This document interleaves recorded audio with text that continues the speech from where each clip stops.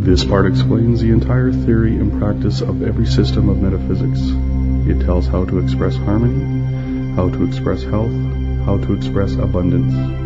It explains the nature of all conditions and how they may be changed or removed. It explains how every difficulty, no matter what it is or where it is, can be removed or dissolved, and it explains the only way in which this is ever done or can be done. It also tells of a master key by which those who are wise enough to understand, broad enough to weigh the evidence, firm enough to follow their own judgment, and strong enough to make the sacrifice exacted may enter and partake. You have found that you can get out of life exactly what you wish by first putting into life that which you wish. And you will probably agree with the adept who said, "The master key thought is almost overwhelming. It is so vast, so available, so definite, so reasonable, and so usable." The fruit of this knowledge is, as it were, a gift of the gods. It is the truth that makes men free. Not only free from every lack and limitation, but free from sorrow, worry, and care. Is it not wonderful to realize that omnipotent law is no respecter of persons? That it makes no difference what your past habit of thought may have been? The way has been prepared. If you are inclined to be religious, the greatest religious teacher the world has ever known made the way so plain that all may follow. If your mental bias is toward physical science, the law will operate with mathematical certainty. If you are inclined to be philosophical, Plato or Emerson may be your teacher, but in each case you may, by the master key means, reach degrees of power to which it is impossible to assign any limit. An understanding of the master key is the secret for which the ancient alchemists vainly sought, because it explains how gold in the mind may be transmuted into gold in the heart and in the hand. When the scientists first put the sun in the center of the solar system and sent the earth spinning around it, there was immense surprise and consternation. The whole idea was self-evidently false. Nothing was more certain than the movement of the sun across the sky, and anyone could see it descend behind the western hills and sink into the sea. Scholars raged, and scientists rejected the idea as absurd. Yet the evidence has finally carried conviction in the minds of all. We speak of a bell as a sounding body, yet we know that all the bell can do is to produce vibrations in the air.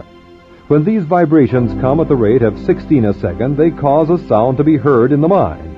It is possible for the mind to hear vibrations at the rate of 38,000 a second. When the number increases beyond this, all is silence again, so that we know that the sound is not in the bell, it is in our own mind.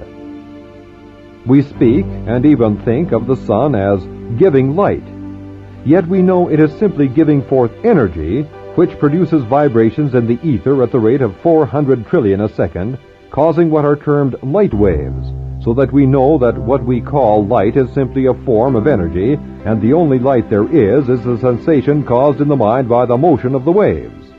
When the number increases, the light changes in color, each change in color being caused by shorter and more rapid vibrations, so that although we speak of the rose as being red, the grass as being green, or the sky as being blue, we know that the colors exist only in our minds and are the sensations experienced by us as the result of the vibrations of light waves.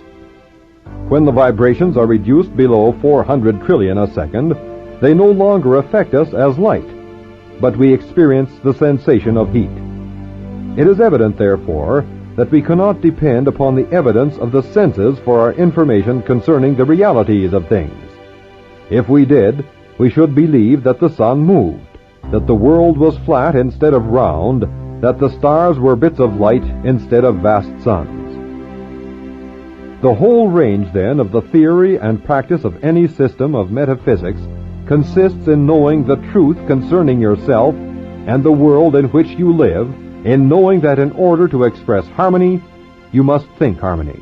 In order to express health, you must think health. And in order to express abundance, you must think abundance.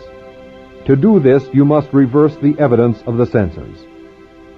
When you come to know that every form of disease, sickness, lack, and limitation are simply the result of wrong thinking, you will have come to know the truth which shall make you free. You will see how mountains may be removed. If these mountains consist only of doubt, fear, distrust, or other forms of discouragement, they are nonetheless real, and they need not only to be removed, but to be cast into the sea. Your real work consists in convincing yourself of the truth of these statements. When you have succeeded in doing this, you will have no difficulty in thinking the truth. And as has been shown, the truth contains a vital principle and will manifest itself.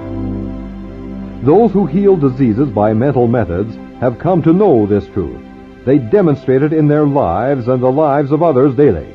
They know that life, health, and abundance are omnipresent, filling all space, and they know that those who allow disease or lack of any kind to manifest have as yet not come into an understanding of this great law. As all conditions are thought creations and therefore entirely mental, disease and lack are simply mental conditions in which the person fails to perceive the truth. As soon as the error is removed, the condition is removed. The method for removing this error is to go into the silence and know the truth. As all mind is one mind, you can do this for yourself or anyone else. If you have learned to form mental images of the conditions desired, this will be the easiest and quickest way to secure results.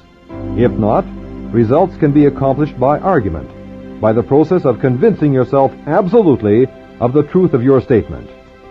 Remember, and this is one of the most difficult as well as the most wonderful statements to grasp, remember that no matter what the difficulty is, no matter where it is, no matter who is affected, you have no patient but yourself. You have nothing to do but to convince yourself of the truth which you desire to see manifested. This is an exact scientific statement in accordance with every system of metaphysics in existence, and no permanent results are ever secured in any other way. Every form of concentration, forming mental images, argument, and autosuggestion, are all simply methods by which you are unable to realize the truth. If you desire to help someone, to destroy some form of lack, limitation, or error, the correct method is not to think of the person whom you wish to help.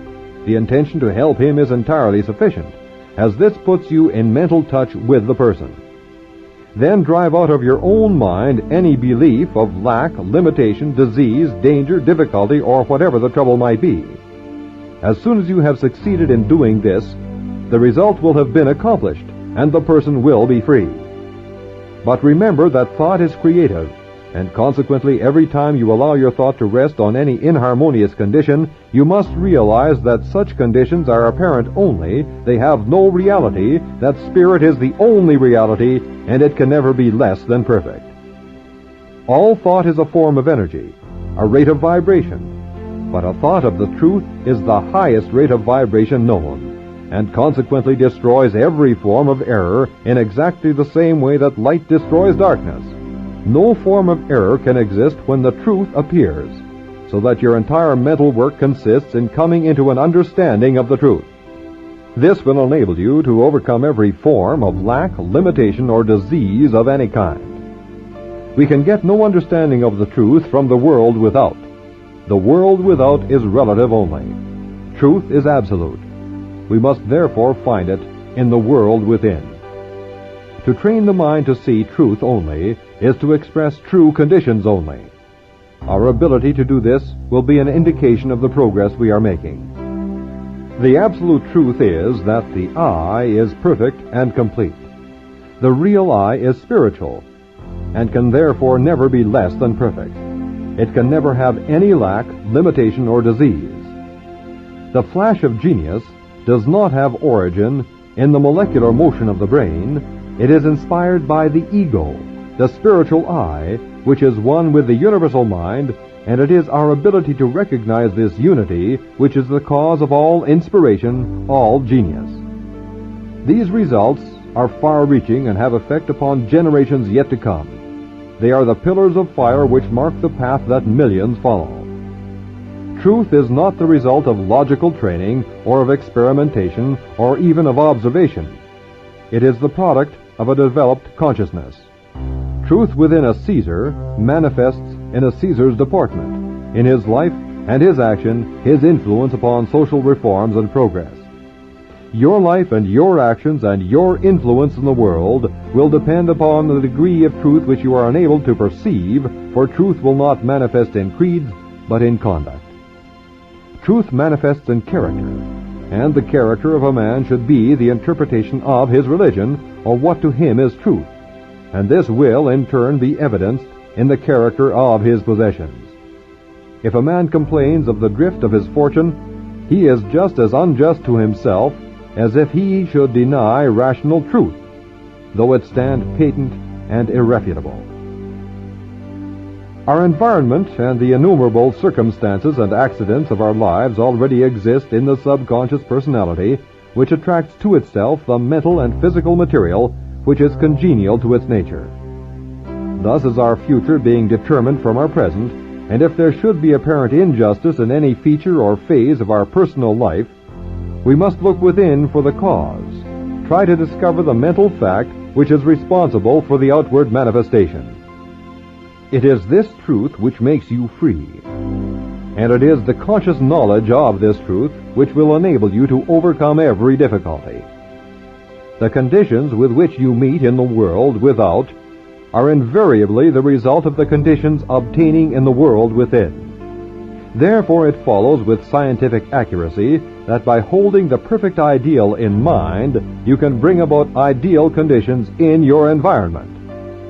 If you see only the incomplete, the imperfect, the relative, the limited, these conditions will manifest in your life. But if you train your mind to see and realize the spiritual ego, the I which is forever perfect and complete, harmonious, wholesome and healthful conditions only will be manifested. As thought is creative, and the truth is the highest and most perfect thought which anyone can think, it is self-evident that to think the truth is to create that which is true, and it is again evident that when truth comes into being, that which is false must cease to be. The universal mind is the totality of all mind which is in existence. Spirit is mind, because spirit is intelligent. The words are therefore synonymous. The difficulty with which you have to contend is to realize that mind is not individual. It is omnipresent. It exists everywhere. In other words, there is no place where it is not. It is therefore universal. Men have heretofore generally used the word God to indicate this universal creative principle. But the word God does not convey the right meaning. Most people understand this word to mean something outside of themselves, while exactly the contrary is the fact. It is our very life. Without it, we would be dead. We would cease to exist. The minute the spirit leaves the body, we are as nothing. Therefore, spirit is really all there is of us. Now, the only activity which the spirit possesses is the power to think. Therefore, thought must be creative, because spirit is creative. This creative power is impersonal, and your ability to think is your ability to control it and make use of it for the benefit of yourself and others. When the truth of this statement is realized, understood, and appreciated, you will have come into possession of the master key. But remember that only those who are wise enough to understand, broad enough to weigh the evidence, firm enough to follow their own judgment, and strong enough to make the sacrifice exacted may enter and partake. Now try to realize that this is truly a wonderful world in which we live, that you are a wonderful being, that many are awakening to a knowledge of the truth, and as fast as they awake and come into a knowledge of the things which have been prepared for them, they too realize that for them previously, eye hath not seen, nor ear heard, neither hath it entered into the heart of man. The splendor which exists for those who find themselves in the promised land. They have crossed the river of judgment and have arrived at the point of discrimination between the true and the false, and have found that all they ever willed or dreamed was but a faint concept of the dazzling reality. S. Smiles contributes these words: "Though an inheritance of acres may be bequeathed, an inheritance of knowledge and wisdom cannot. The wealthy man may pay others for doing his work for him, but it is impossible to get his thinking done for him by another, or to purchase any kind of self-culture."